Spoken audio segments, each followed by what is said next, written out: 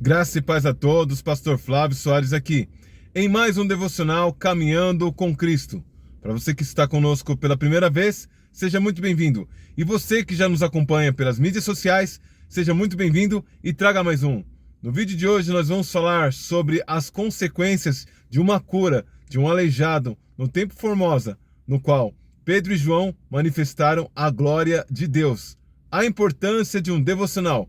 Estudos comprovam que o contato diário com a palavra de Deus faz com que você se torne uma pessoa mais calma.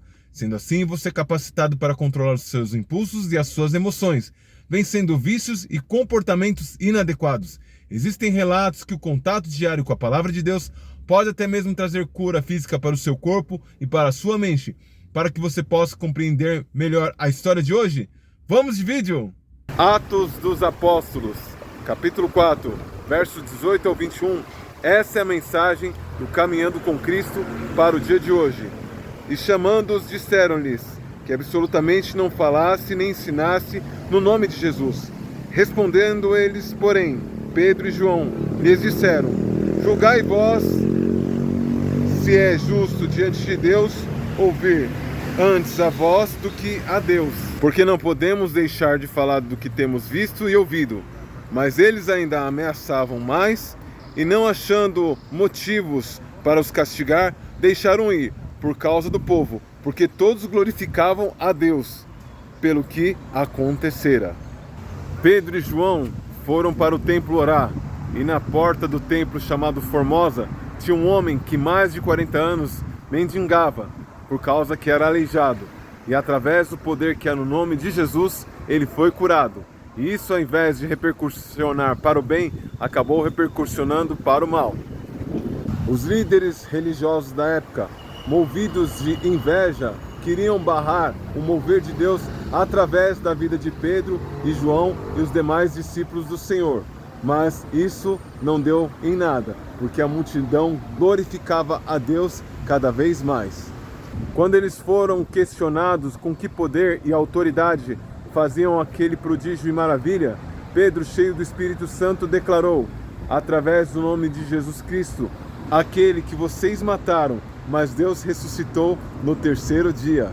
E após os ameaçarem e censurarem, de modo nenhum falar ou ensinar acerca de Jesus, os soltaram, porque não podiam os castigar devido à multidão que glorificava incessantemente a Deus, porque aquele homem tinha mais de 40 anos que padecia daquela paralisia.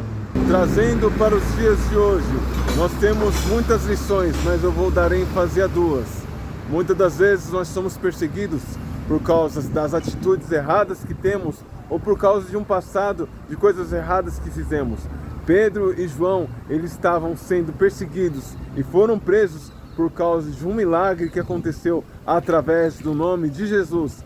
A segunda lição bem prática que nós temos: ele não se deixou intimidar mediante as ameaças daqueles homens. E muitas das vezes, por muito menos, nós nos deixamos ameaçar e nos calamos e deixamos de falar das maravilhas e das grandezas do reino de Deus. Que a cada dia mais nós possamos pedir ao Senhor a mesma ousadia que houve em Pedro e João, não somente de fazer prodígios, sinais e maravilhas, mas também de enfrentar todos aqueles que se opõem à obra do Senhor. E cada dia mais isso se faz necessário. Ousadia. Nós precisamos de ousadia ao abrir os nossos lábios e falarmos com autoridade as grandezas do Senhor. Porque infelizmente, devido a muitos escândalos, as pessoas elas generalizam e acham que todo cristão é igual. Mas nós carregamos em nós os sinais, os prodígios e as maravilhas, que será o diferencial daquele que serve e daquele que não serve, acompanhado com uma postura, com certeza, porque de nada vale os sinais se você não tiver uma postura irrepreensível. As maravilhas que se realizavam na vida dos apóstolos, em particular em Pedro e João, já tinha levado mais de 5.000 homens à conversão, e esse número crescia a cada vez mais. E se você for estudar esse capítulo do texto, você vai ver que grandes maravilhas se realizavam através da vida deles.